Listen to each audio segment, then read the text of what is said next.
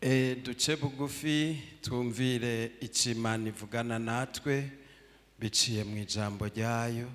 Duhe kaze ya ntumwa ya misiyoni Pasteur Nyandwi Daniel arongoye ububwiriza bwa Gatumba.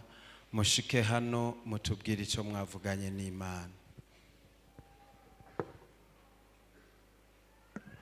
Ni wewe Bwana, ni wewe Bwana, ni wewe Bwana, ni wewe Bwana, ni wewe Bwana, ni wewe Bwana, ni wewe Bwana,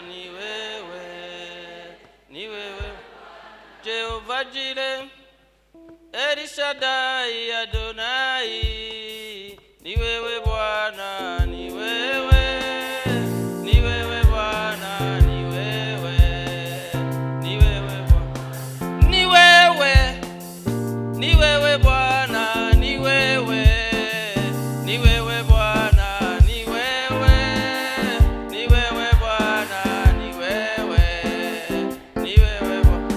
uinuliwe, uimidiwe, wastahili, ni wewe Bwana, ni wewe Bwana, ni wewe Bwana, ni wewe Bwana, ni wewe Bwana, ni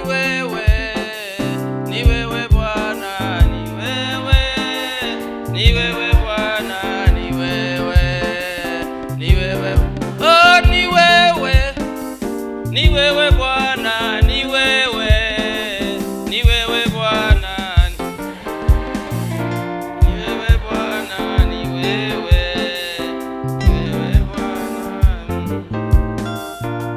Yesu ashimwe.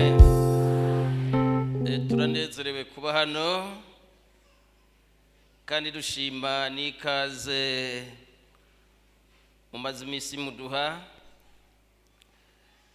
Nkuko twabibabwiye, ishengero dukorera yaraturungikanye indamukanyo n'abakozi b'Imana dukorana, muzakire mu izina rya Yesu. Hanyuma tumaze iminsi tuvugana ijambo ry'Imana. Twarabonye kubijanye, twarihweje ibijanye n'isezerano rya kera n'isezerano risha. Turabona igikorwa c'isezerano rya kera n'igikorwa c'isezerano risha. Twarabonye ko vyubakana bigashigikirana, kandi twarabonye ko isezerano rya kera yerekana Kristo muri kazoza, vyabi bimazi canke ivy'ubuherezi canke ivy'ihema vyerekana Kristo. Kandi twarabonye ko dukizwa no kwizera, nta kindi kidukiza. Twarabonye ntabwo ari isabato canke ivyagezwe, dukizwa kubwo kwizera, kubwo ubuntu bw'Imana. Muririmbyi aravuga ngo kwa neema nimepona, kwa neema na utapona. Twakirijwe ku buntu, Imana ishimwe. Amen.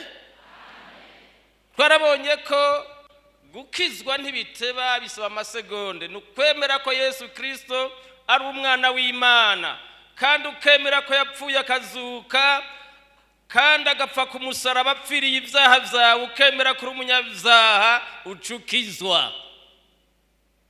Cagisuma nta mwanya muremure byasavye, yapfuye kwemera ko Yesu ari umwana w'Imana, kandi ko akwiye kumwibuka niyashika mu bwami bwiwe. Ubwo nyene acarakizwa, bwigwa ngo uyu munsi urabana nanje muri paradizo.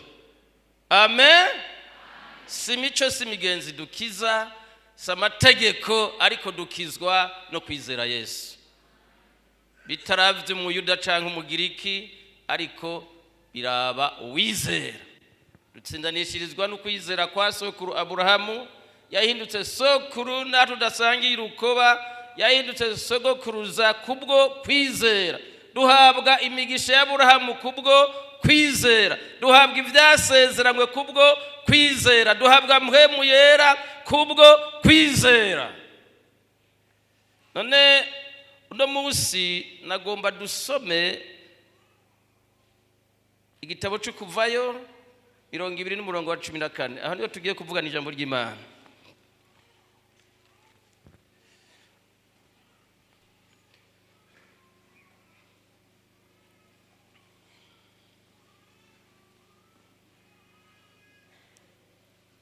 Igitabo cyo kuvayo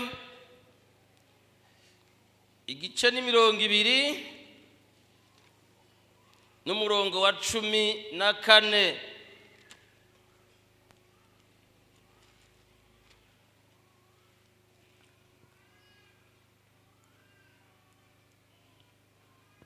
Mwahabonye havuga ngo ntugasambane.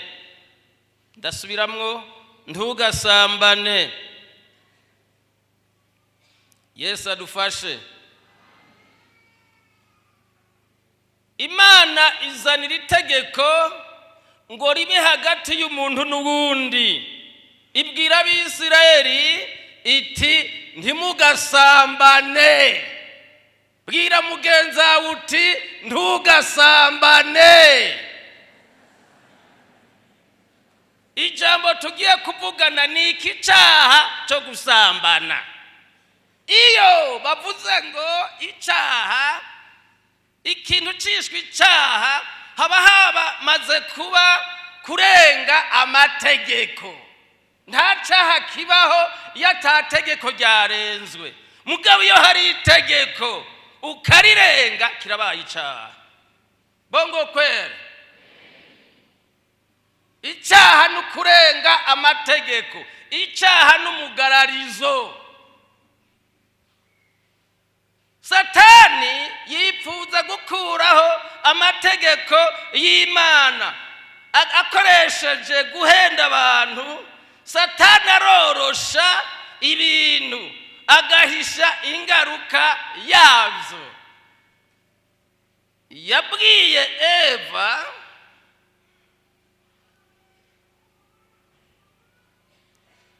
ati haba n'intete ntimuzopfa, kuko Imana yabonye ko umunsi mwariye kuri iki cyamwa amaso yanyu azokwihweza mukamera nk'Imana kuvyo kumenya iciza n'ikibi. Urumva yarahinduye amategeko y'Imana arorosha. Haba n'intete ntaco muzoba. Satani avuga ngo ntaco muzoba nimwarenga amategeko y'Imana. Mugabo mu nyuma bikazana ingaruka. Imana iramye umuntu yamuhaye umugore umwe. Yabaremye bari uburyo bubiri, iramubwira iti mubane, umuntu azosiga asa na nyina, abane n'umugore wiwe ubutakivana. Bwira mugenzi wawe uti Imana yahaye umuntu umugore umwe. Amen. Umugore umwe.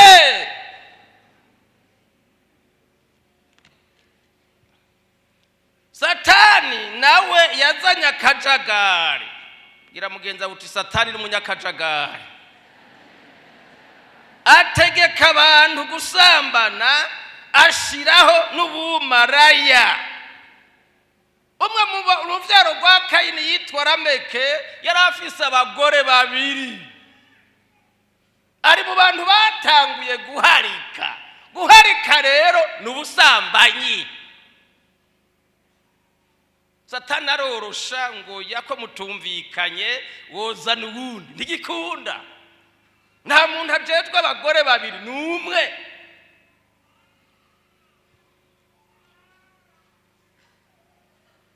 Iki cyaha cy'ubusambanyi ni kigwanisho ruhonyanganda Satani ariko akoresha cyane muri iki gihe cy'iherezo, gihitana abakuze n'abakiri bato, kikinjira no mu miryango.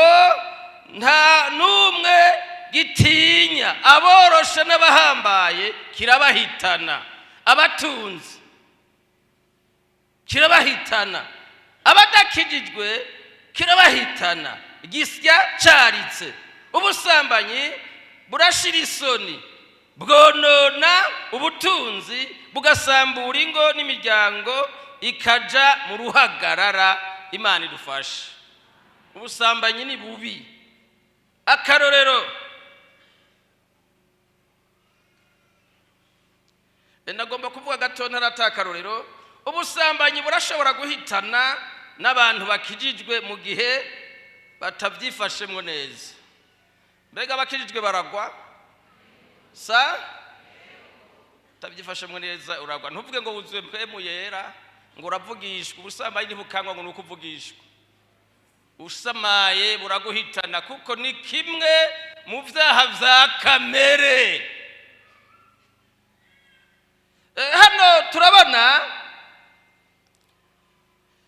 Hano turabona ijambo ry'Imana riratwereka neza ingene abakristo b'i Korinto binjiranywe n'icaha c'ubusambanyi kubwo kutiyubara. Kirashira isoni, ntiwibaze ngo urakijijwe ugiye ufyina kiraguhitana, kikinjira no mw'ishengero mu gihe abantu batakagavye.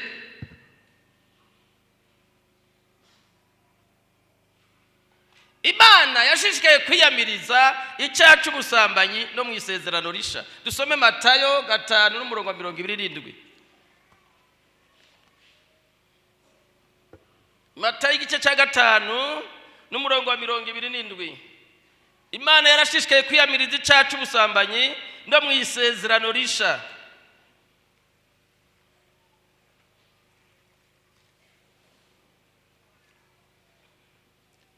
Kundanze y'amajambo havuga ngo ntugasambane. Mwarumvise ko vyavuzwe ngo ntugasambane, ariko jeho ndababwira yuko umuntu wese araba umugore wundi akamwipfuza aba amaze gusambana nawe mu mutima wiwe. Imana idufashe.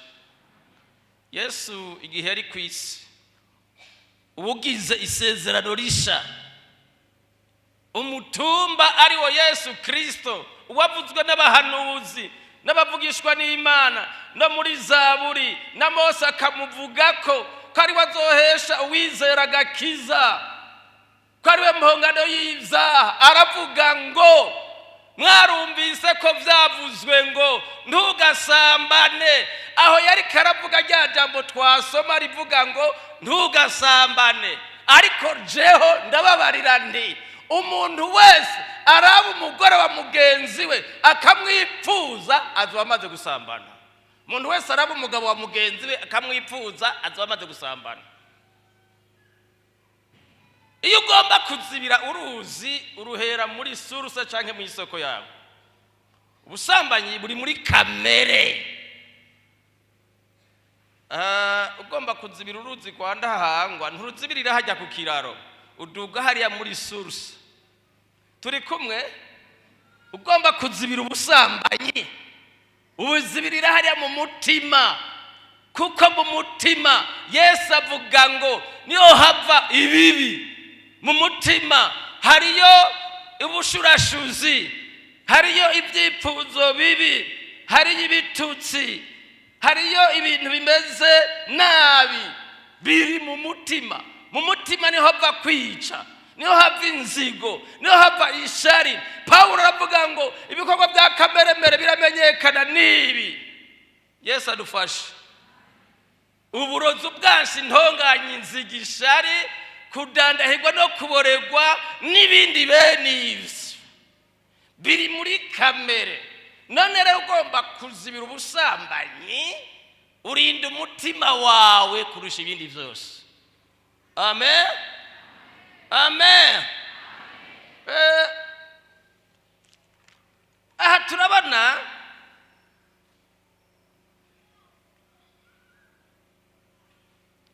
ugomba kumenya umuntu ko atari impwemu y'ubusambanyi umubonera mu nyifato agira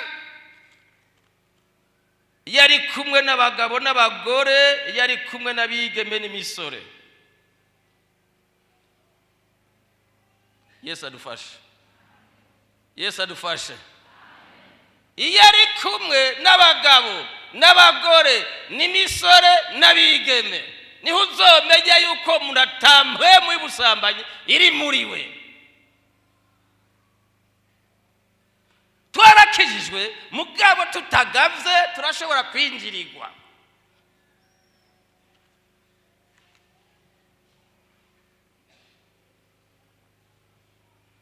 Muri iki gihe hari indamukanyo ziteye ubwoba.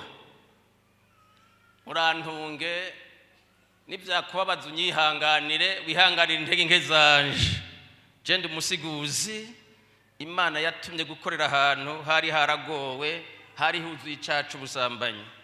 Twaramara imyaka 5 ata mariage ari gucikira no gucikiza. Ariko turashima umwaka Imana dukoreye ibitangaza, twashingiye ubukwe bwinshi. Tugeze rero kuvuga n'icacu ubusambanyi, kuko nabonye conone ishengero turavugana tugaheza. Ugomba gakizwa wanse naho nakazi kawe. Turi kumwe.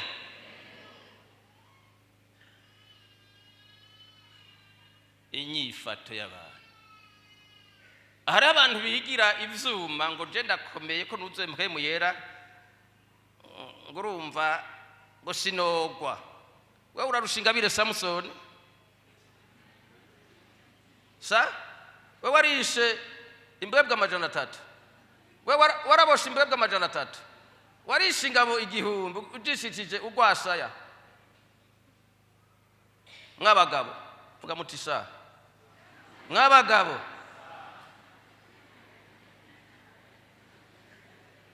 muragabe. Bibiri ivuga ngo uzokira umugore n'umuntu umutima wiwe uhimbaye uhoraho. Ni bavuga ngo aleluya ugenda gutya.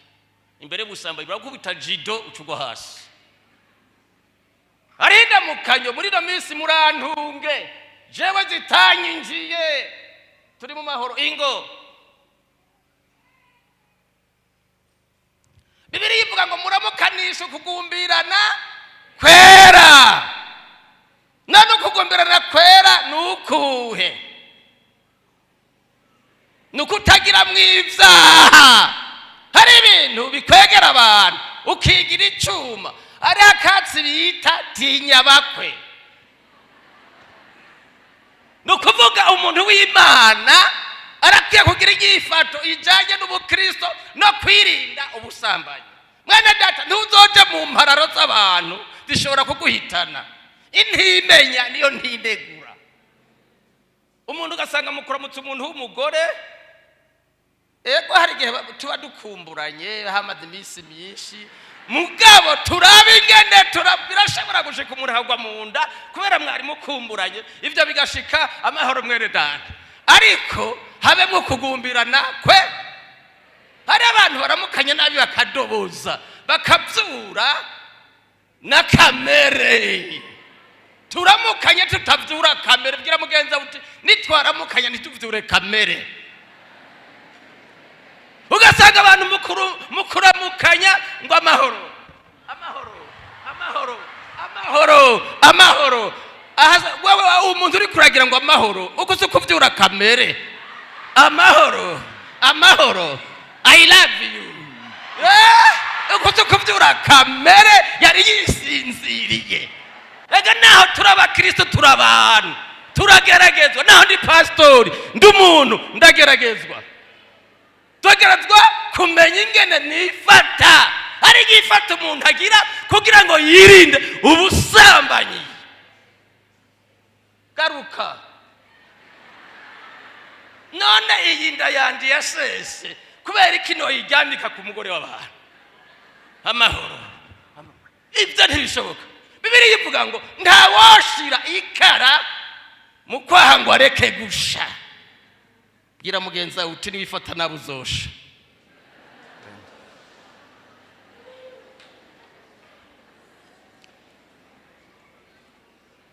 Ano kuvuga hano Bibiliya irerekana ibintu bishobora gukwegera abantu. Akarorero hari ibintu vyononye ugwaruka ugasanga umuhungu n'umukobwa bagiye mu rukundo rwitwa epiriniya ni urukundo rw'ibyipfuzo. Abagiriki kuko ururimi rwabo rwagutse barashoboye kwerekana urukundo rw'ingabire, urukundo rw'abubatse, urukundo rwo mu muryango, urukundo rw'ibyipfuzo. Rero urukundo rw'ibyipfuzo ni epiriniya. Ugasanga umukobwa n'umuhungu baja mu rukundo hataragera, ivyo bita mu Congereza girlfriend boyfriend, copinage. Ugasanga umwana w'umunyeshuri afite imyaka 14 n'umuhungu w'imyaka 15 bagiye mu rukundo muri epiriniya, aho binjiye mu nzu y'ibyipfuzo.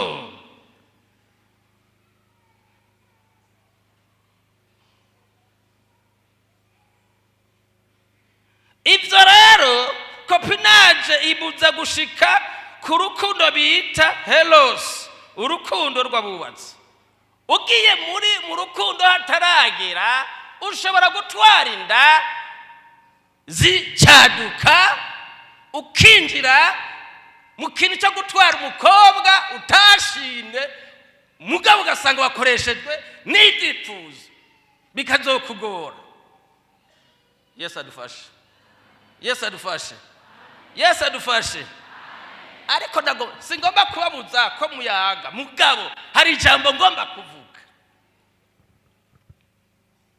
Igihe Yosefu yipfuzwa na inabuja, harakantu kamufashije ngo yama mubwira ngo turyamane, kugeza aho Yosefu yamuhinyuye bigatuma atagomba kwamana na inabuja. Ikintu cisha abantu nukwamana no kwigira bimwe mu bacane.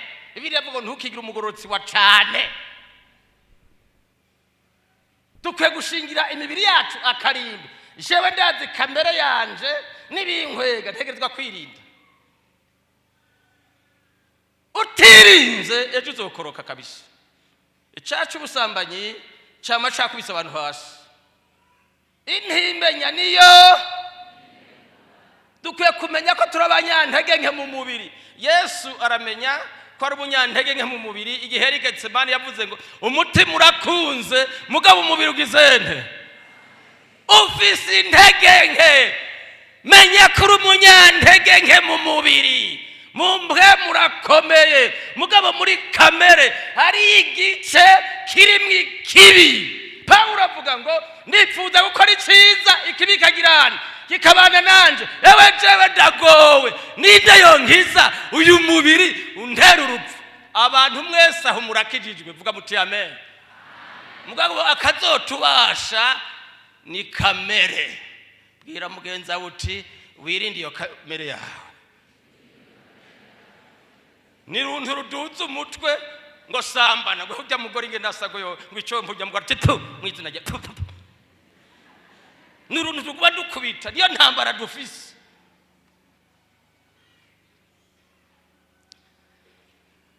Hano mu ijambo ry'Imana, haleluya, ratwereka neza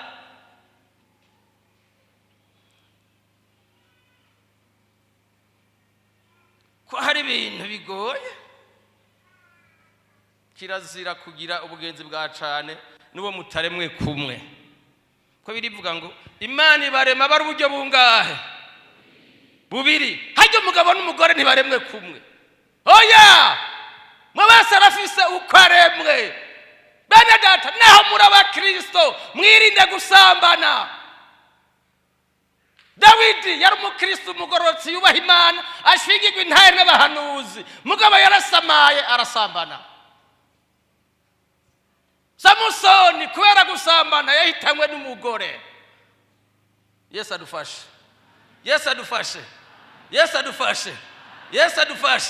bwira mugenzi uti naho turi kumwe ntunyipfuza.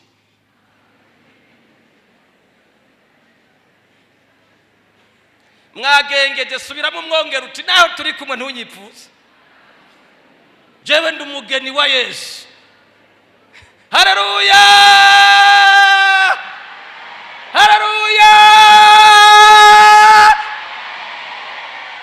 Subira umwongera uti ntunyipfuza. Ko mutarabana mwatinyanye. Mwatinye ijunja n'ijambo ry'uwo muri kumwe. Yesu adufashe. Yesu adufashe. Yesu adufashe. Kirazira kwipfuza umugeni wa Yesu. Ukunda mugenzi we ntamusambanya. Kirazira. Pana kunyipfuza. Ngo I love you. Ngo je t'aime. Ngo you are beautiful. You are handsome. Oh yeah. Kunda ntunyipfuze.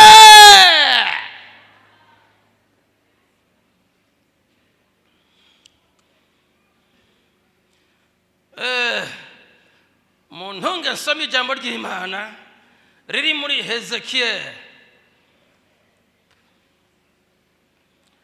23:3. Hari ibintu abantu bakora bizobakwegera. 23:3.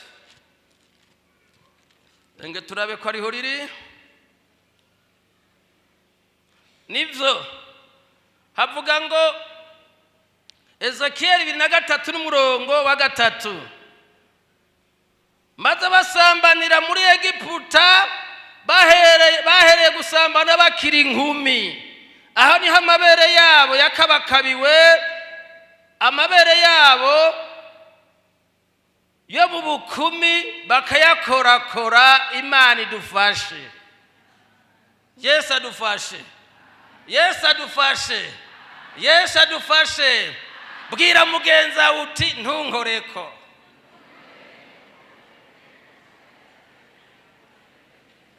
Bibiliya buze umuntu gukora ku mugore wa mugenzi we, uzomukora ko wese azotsindwa n'urubanza. Yesu adufashe. Yesu adufashe. Umuntu yaramutse umuntu akamushinga mu rutoki. Hari abagore utubako twabaramukije umugabo acashinga mu rutoki. Ubundi ugasanga umuntu w'umugabo aramukije umugore amushinga inzara mu kiganza. Bwira mugenza uti ntunkoreko. Mimi ni bikira wa Yesu. Haleluya! Haleluya!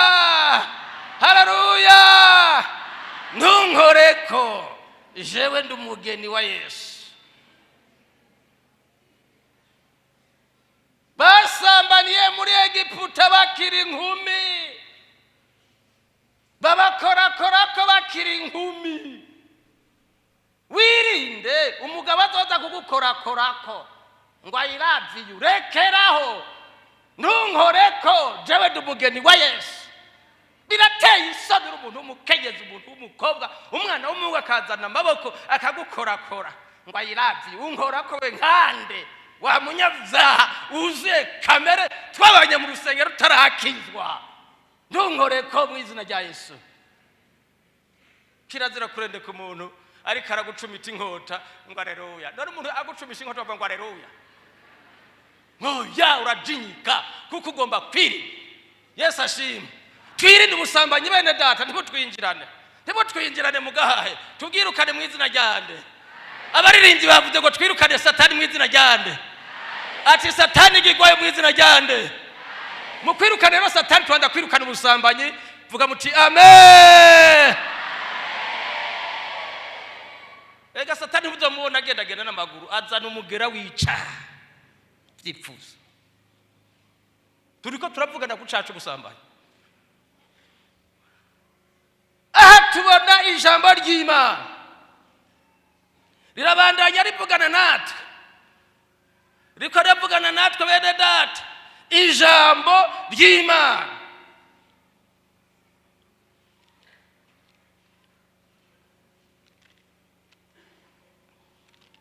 Bibiliya iravuga ingene dukwiye kwirinda. Usomye usomye Abanyefeso 5 n'umurongo wa 15 havuga ngo mwirinde uburyo mugende nk'abanyabwenge ntimugende nk'imburabwenge. Umuntu w'imburabwenge ajana n'ibije, yumvira atwagwa n'amajambo ayo ariyo yose ateye kubiri n'ijambo ry'Imana. Tugende nk'abanyabwenge mu buguru buryo mu bugwiza iminsi ni mibi. Satani yarateguye abakobwa beza bashira mu ibarabara, uno munsi bambaye nabi ngo batwambarire nabi. Nta kindi barondera abakozi b'Imana, barondera ishengero ry'Imana, kuko bari abo mwisi Satani yarabisasiye. None agomba kudutera tugabe kw'igitero cy'ubusambanyi ngo ntidushike muri cya gihugu. Agomba kubuza abakobwa bacu ntibagire mariage mu kuzana izaha. Mbega beneda iki gihe abambara nabi mubona ari bande muri no minsi? Reka manze mbaze abambara neza n'abambara nabi kiro gihe mubona ari bande? Bose. Satani ntiyigendera acagazeko me yubara.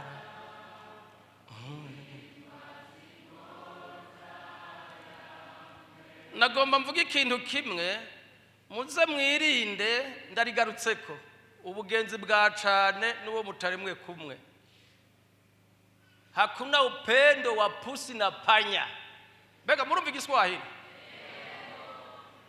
Pusi ni iki? Panya? None hari ubugenzi bw'imbeba n'inyabo.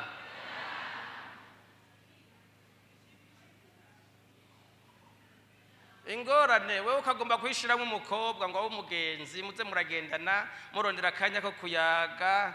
Hewe n'abagize fiançailles baririndana. Wewe urinde imisi yose kwa musuna muyaga na musuna, kumugoroba kwa musuna. Hariho umwigeme yadushingiye intahe, umwana w'umwigeme yadushingiye intahe. Ivyo nutavyemera uzokomereka. Yashinze intahe avuga ngo yakundanye n'umukontagite wiwe, yaramukunda cyane, yarakunda kontagite, kandi bari bakijije ati twari dukijijwe. Mugabo kubera ubugenzi twari dufitaniye twarayaga tugashingiranira intahe, hagera igihe batangura kuza baragenderanira imuhira, birakura kugeza aho baza barayaga iby'Imana. Mugabo mu nyuma birata umurongo, umwe atangura kuza arakorakora mugenzi we, kuko bari bambaye umubiriga. Umunsi umwe basanuka bagira basambana. Icyabatesheje gusambana n'umuntu yakubise hodi. Umukobwa acayiruka aza kwinyegeza mu cyumba cy'umuhungu, umuhungu acarasohoka ayaga n'uwo mugenzi we amuhendahenda. Umuhungu uwo mugenzi we acaragenda, uwo muhungu yinjiye mu nzu, umukobwa nawe batubirana acariruka aromoka. Acara mu telefone aramubwira ati wabonye bwa bugenzi bwa cane ko twari tuguye mu caha. Tinaho dukijijwe mugabo umubiri wo kamere gwamarukano y'amahasi. Ego umubiri n'umubiri. Umubiri n'umubiri bene data. Niwe yashinga ntati twarahatswe kubera ubugenzi bwa cane, kumenyerana cyane n'uwo mutaremwe kimwe. Ngo murasengana naho usenga uri umuntu wambaye iki omobere. Tuzu mpende ngo aleluya bamina mirere ngo sharabarabara ngo gigigigigi. Oya. Umubiri urakugigimbye navuga ngo gigigigigi. Ego umubiri n'umubiri. Naja ntirinze nambaye umubiri. Tugwana intambara y'umubiri. Yesu adufashe. Yesu adufashe. Umusodi ari mu ntambara nta gufina. Hakuna mchezo kwenye vita. Amen. Amen. Amen. Araga korasi nafonze ndigatomoye neza. Nikari no mu buhinga nka kumwe abana bacu baririmba oya. Kavuga ngo nkwiyubare nawe unyiyubare nituzo sitazanye. Haleluya. nkwiyubare nawe unyiyubare ntituzo sitazanye karirimbira mugenza we ande truwa nkwiyubare nawe unyiyubare ntituzo sitazanye. Haleluya beneda twirindane niducitazanye nidusambane turacari mu rugendo kuko ubusambanyi Imana yarabaciriye urubanza. Imana naho mwamukundanye umaze gusambana uburenze itegeko ingero y'icyaha n'urupfu. Abisirayeli batebeye ahantu hitwa Imowabu usomye igitabo cyo guharura 25 n'umurongo wa mbere ngo batebeye ahantu hitwa Shitimu mu kiyaya cy'Imowabu mu kiyaya cya Yorodani. Abantu batangura gukora nabi barasambana basenga ibigirwamana. Uwo munsi uhora hararaka hapfa abantu bashika 24,000 kubera uburake bw'Imana. Icyaha ingero yacu n'urupfu udutinye icyaha. Dambi ni mbaya, dambi ni mbaya, dambi ni mbaya, mbaya, dambi ni mbaya, dambi ni mbaya, hutenga mtu na Mungu, zambi ni mbaya. Yesu adufashe. Abantu b'i Sodoma na Gomora aba ku isi ya Nowa bahitanywe n'ubusambanyi, bitoraniriza abakobwa bagomba bakora ibyaha kugeza bakora ibyaha ndenga kamere. Imana ibacira urubanza. Isi yacu igereranywa n'igisagara cya Sodoma na Gomora, igereranywa nko mu gihe cya Nowa. Isi yacu imeze nk'ikiyaya cy'Imowabu. Aho niho tugeze. Bararya, baranywa, bararongora, barashingira mu bintu mbona bifata ibice binini. Ni ikintu cyitwa kurongora no kurongorwa. Umukobwa bavuga ati icompa nkaronka umugabo, umuhungu nawe ati harageze ko ndongora. Ugasanga umuhungu amaze imyaka 15 atanguye kugomba kubaka urugo ntiyaragereka n'igihe gisunika abantu. Yesu adufashe, Yesu adufashe, Yesu adufashe, Yesu adufashe. Jewe rero nkiri umusore nabaye umusore yirinda cyane. Nabo ikintu cyatumye nirinda bigeme ngiki. Nabonye umukontagite yaraturongoye akoze ibyaha n'umukobwa basengana. Ndavuga nti harabavye. Mbona uwundi muhungu yari umusenzi basengana n'umukobwa. Hagaze igihe mwarimu asanga uwo mukobwa afise inda, amubajije mwarimu amubajije ati byagenze gute? Natewe inda n'umusore dusengana ayinterera mu cyumba cy'amasengesho. Naciye numva ndi tangu sasa sitaongeza kucheza na wabinti. Chambahoro nirinda ubu rero ubu kubera ndamaze gukomera mu gahori bavuga ngo gira umutwe mutu kawurindiki ngira umujene kubera nari gihobahoba mu ruhori nta mukobwa twagwana mu nda. Sindababutije kugwana mu nda abaga n'ibyari by'iwande jewe Nyandwi Daniel Munyantegenye ndawe ndabyigishije no murazogwane mu nda mugabo kwaje. Yesu ashimwe, Yesu ivyo birandinda. Umukobwa aje kungwa mu nda ati amahoro tuga kwaje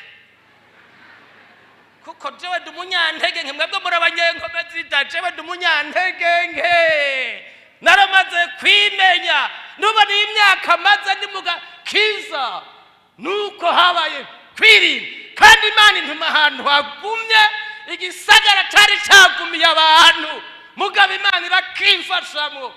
Ubu ndamaze imyaka 34 nkorera muri ico gisagara. Imana yabanye nanje vuga muti amen.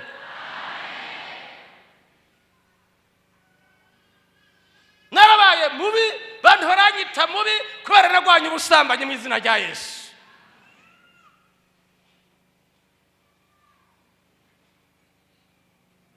Beneda mwebwe mwaronsa amahera uronsa amahera abantu ngo uronsa ibintu abantu ababijya baragirana mwirinde wa mugore, wirinde abagabo, wirinde abo bahungu, wa mugabo wirinde abo bagore, wirinde abo bakobwa, mubafashe mugabo kwaje. Vuga muti amen. Kwa nini?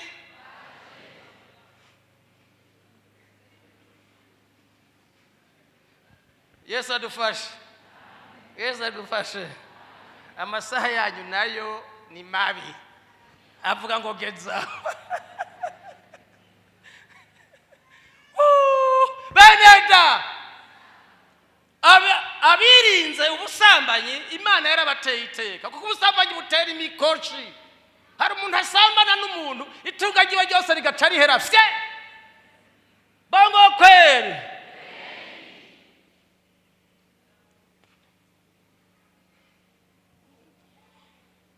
Nagomba ndabwira ikintu kimwe.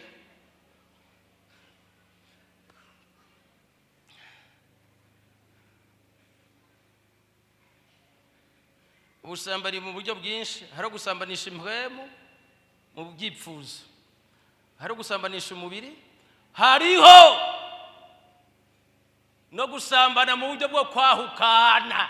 Iryo jambo abantu benshi bararitinya muri iki gihe. Hari ibintu byagoranye muri iyi myaka, umuntu agata umugore bagoranywe, basangiye intete y'akajumbu hariya ku gasozi, bakabyara n'abana 6. Umugabo akagenda guca ingero mu bindi bihugu asiga umugore anangiriye, amaze kuronkayo intuze imari akagaruka aca yirongorera umunyabujumbura, bagacaza kwandikisha mushasha ngo kamushe mu byo bita amategeko. None amategeko ataraza, basokuru ntibabana, Imana ntiyabemera. Murantu gasingo bagucubura mu mategeko. Mugabo ikibazo ufise abagore 2, ruguru ratanga rasiyo, imbo ugatanga rasiyo. None ugo rubanza ruzocibwa nabi. Jewe naho wompenda, jewe pastori ntibigo urashobora kumpenda, mugabo hariya mwijuru ntugirane hautawadanganya. Wengi mumedanganyika. Mama Ibrahimu abaruguru, mama Ibrahimu kuvuga Ibrahimu ko mvuze Ibrahimu ni igisirimu, mvuge Burahamu. Nyina wa Burahamu ari ku Gatumba n'abana 6 n'inziriyo nitongo. Nawe wicaye muri etage n'umugore agiraka. Ndakubwira ubutumwa sindagusega, ndataha Gatumba. Dumusiguzi mimi si ya muhubiri wa mukate, ninahubiri katika jina la nani? Ukipenda uokoke, usipopenda shauri yako utaadhibiwa.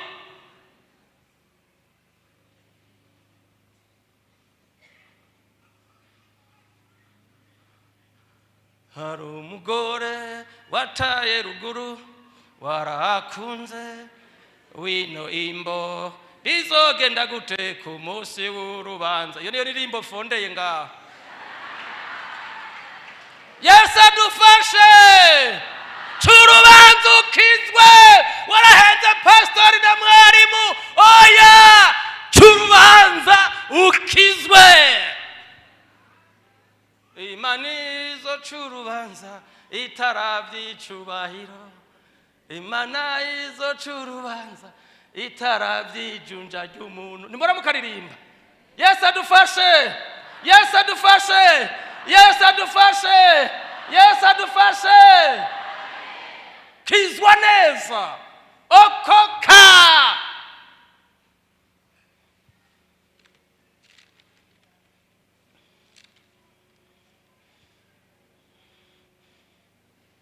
Iteka rizohabwa banesheje ubusambanyi. Yosefu tumubona bavuga ngo twobona hehe umuntu ameze nk'uyu ari impwemu y'iki? Umuhungu yanesheje ubusambanyi kwa Mukaboti, yanesheje ubusambanyi bwa Inabuja, twomubona he? Mbega muri iyi myaka twobona hehe umuhungu agenda yitonda, atagenda arakora abakobwa b'abandi? Twobona hehe umugabo agenda yitonda adakora ku mugore w'abandi? Twobona hehe umugore yitonda adaprovoka abagabo b'abandi? Twobona hehe umutama agenda neza ari impwemu y'Imana? Twobona hehe musenzi ameze neza? Twobona hehe umuririmbyi ameze neza? harimo impwemu y'Imana. Imana irakeneye kujana n'abahizi kandi izobaha icyubahiro. Imana igiye gukuza abantu uko bitonze bakaba bizigirwa. Vuga muti amen. Vuga muti amen.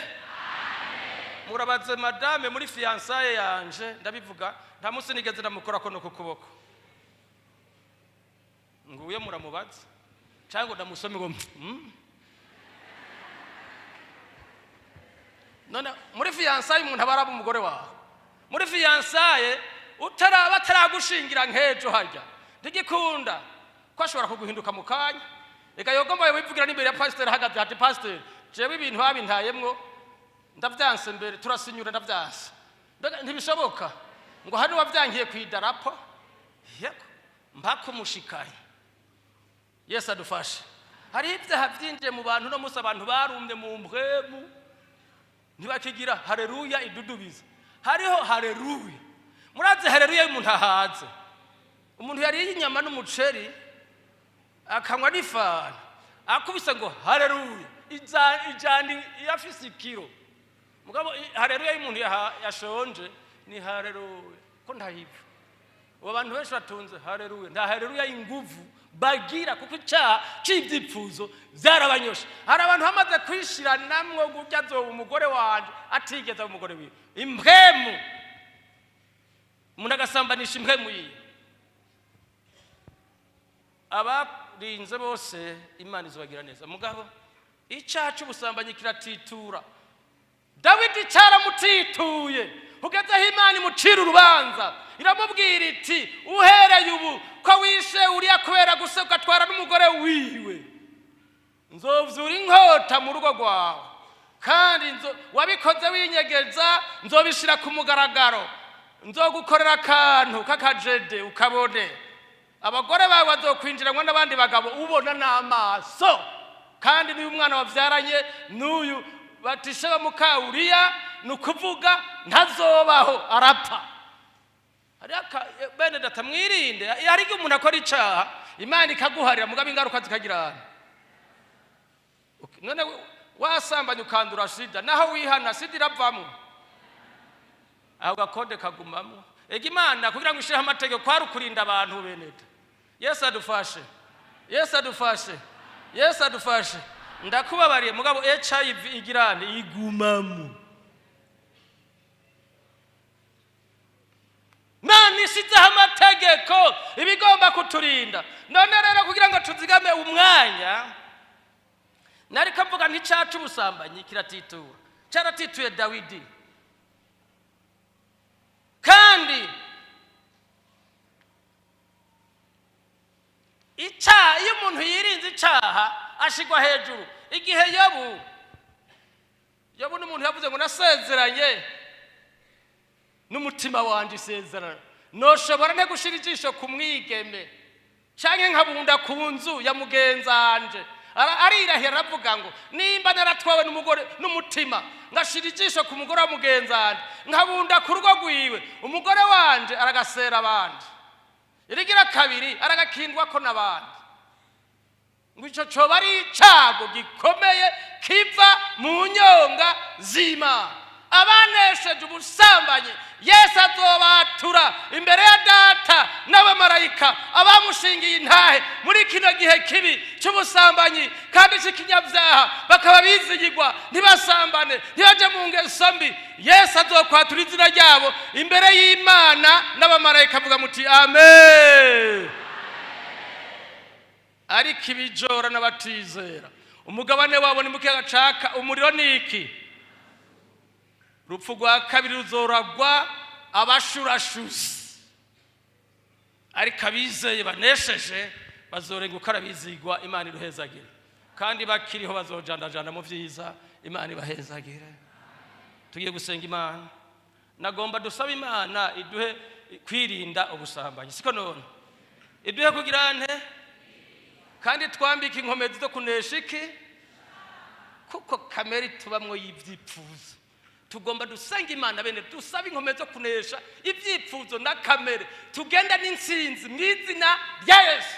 Ngomba kunesha mw'izina ryande kuko ndi umuntu ndakeneye inkomezi, kuko ndi umuntu ndakeneye gufashwa. Tugomba dusanga Imana idufashe tuneshe ubusambanyi mu izina rya Yesu. Tugomba dusaba inkomezi. Imana iratanga inkomezi. Naho turabanyantege nke, turafise uwama tugwanira ni Yesu Kristo, ni mpwemu yera. Imana iragomba kuduha inkomezi ngo tuneshe ubusambanyi.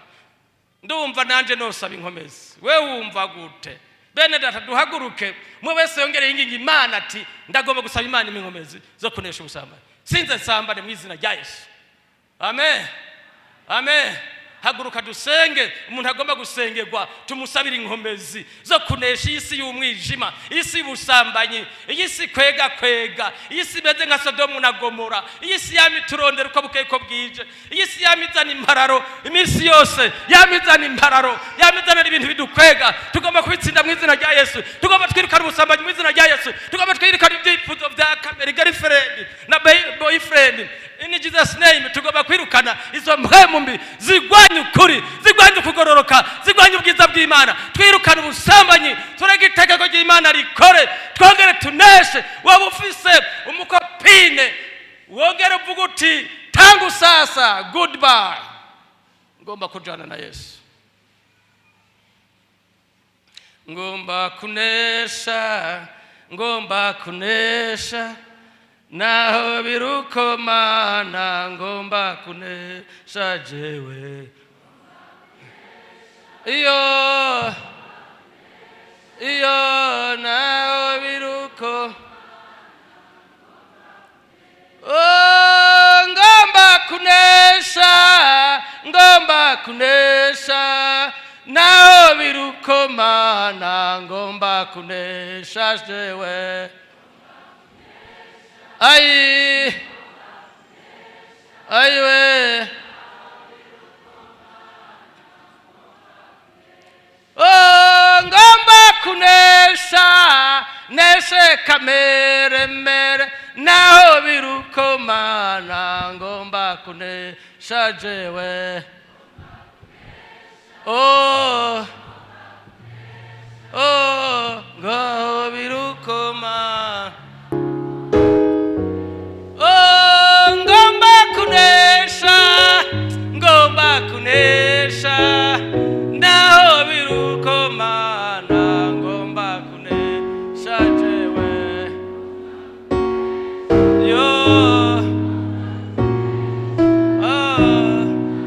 Biruko Mana,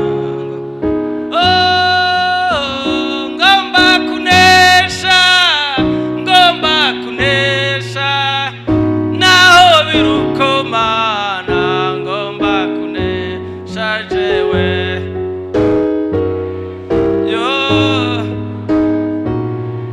Jewe naho biruko Mana. Pfukama mugeze, abandi mupfukame mu ntebe, dusaba Imana inkomezi. Tugomba kunesha ipepo ubusambanyi mu izina rya Yesu.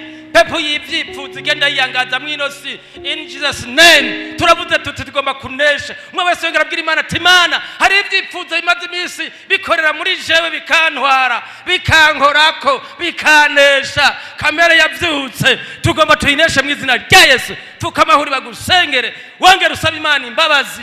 Imana ngirira imbabazi kandi inkomezi zo kunesha kamere. Dusabe Pasteur arongoye hano abashire mu maboko y'Imana. Amen.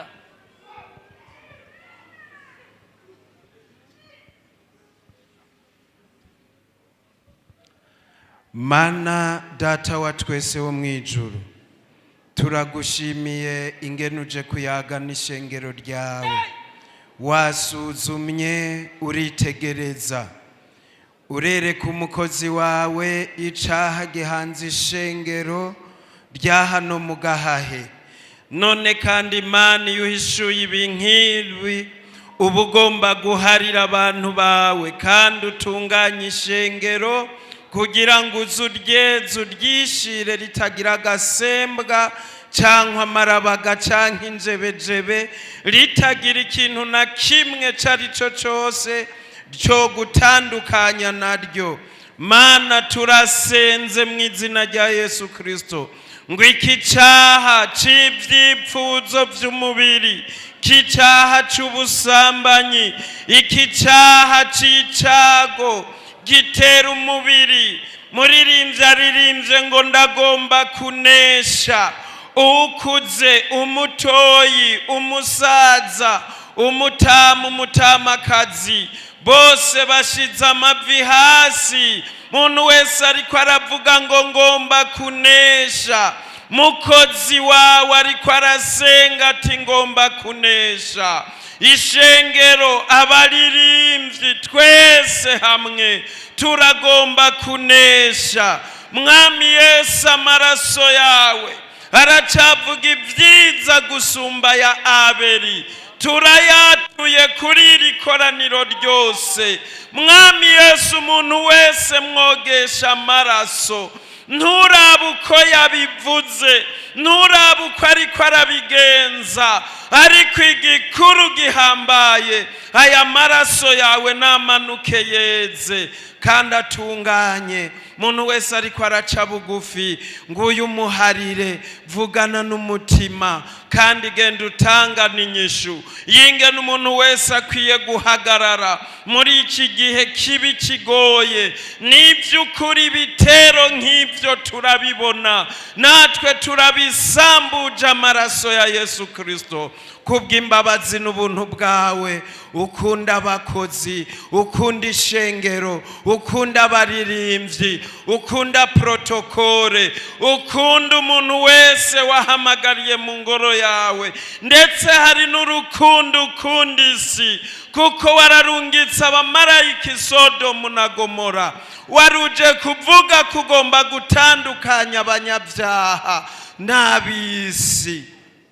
Warondera ko abantu bahunga.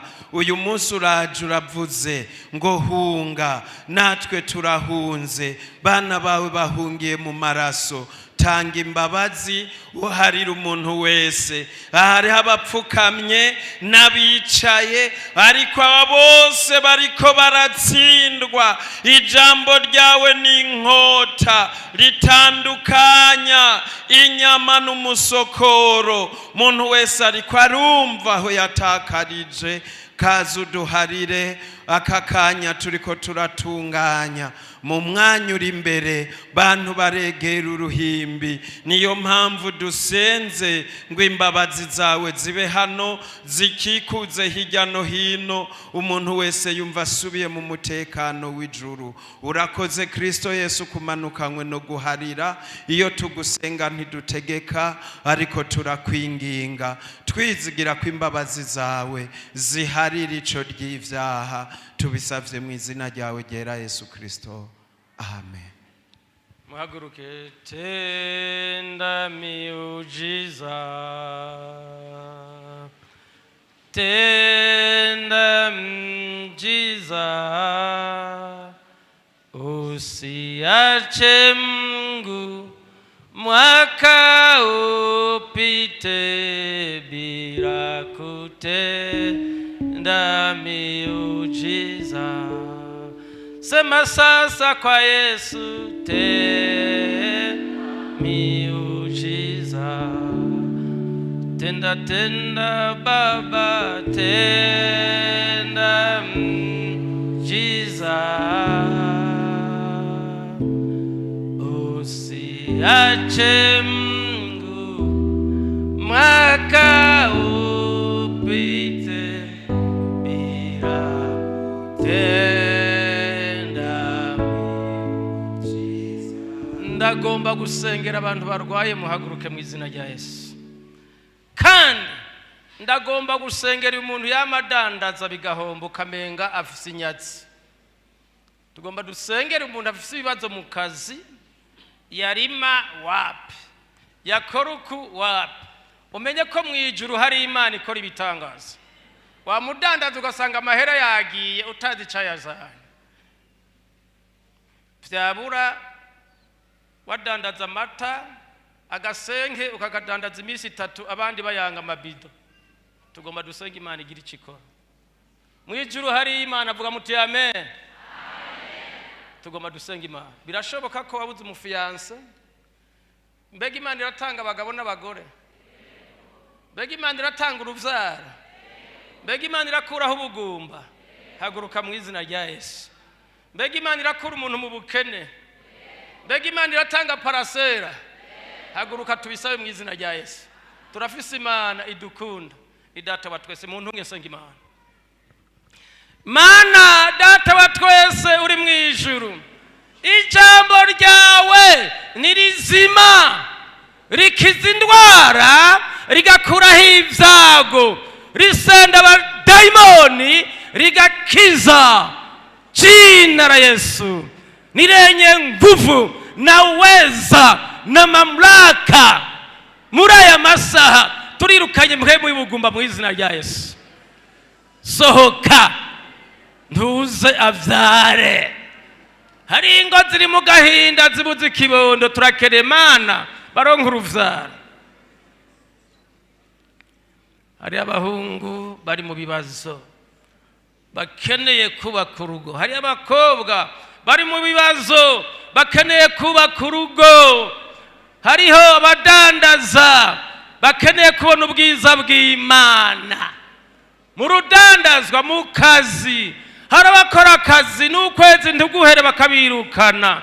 Ndasenze mu izina rya Yesu, hindura amateka mu kazi k'abantu bawe. Hari abantu badandaza bikanyika, turirukanye impwemu y'umuyoka, impwemu y'inyatsi, abadayimoni, imikoshi y'abadayimoni, izina rya Yesu, mu izina rya Yesu, impwemu mbi barara barakinda abantu ku kazi, ibiheko byashinzwe ku kazi nibishinguke mu izina rya Yesu. Turabitituye mu izina rya Yesu. Abavuze ko ataco tuzopamwo tugiye kukivamwo mu izina rya Yesu, katika jina la Yesu, katika jina la Yesu. Hindura amateka. Mana uratanga inzu, ugatanga na parasera, katika jina. Hari abantu baruhijwe no gupanga, bariko barabwirwa ngo sohoka kubera ubukene, bararondera icyo bariha bakabura.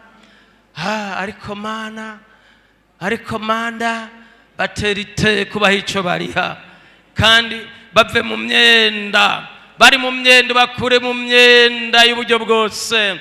Mana ubaha inzu, tanga parasera, turaga abana bacu amaparasera, tubaga abana bacu inzu, twoye kuguma tuyerera. In Jesus name turavuze tuti kora ibitangaza, kora ibitangaza mu gahahe, kora ibitangaza. Baragukoreye, baratanze ubutunzi bwabo. Iheshe icubahiro. Urakoze Mana. Hariho abarozi barara barakinda inzu z'abantu b'Imana, izo dayimoni zifatwe. Wa murozi we ukinda abantu b'Imana urafashwe mu izina rya Yesu. Wa murozi ukinda ku rusengero uri mu gitero, mu izina rya Yesu turagufashe mpiri. Impwemu zose zitera inyatsi ku bantu b'Imana, zihombesha. Igitero cakoraniye abantu b'Imana ni gipfe. Gitero urapfuye. Ikirere c'abantu b'Imana kigotwe, ntagire dayimoni gica hejuru. Urakoze kubagire neza, ni mu izina rya Yesu Kristo. Ubuntu bw'Imana bubane namwe mwese.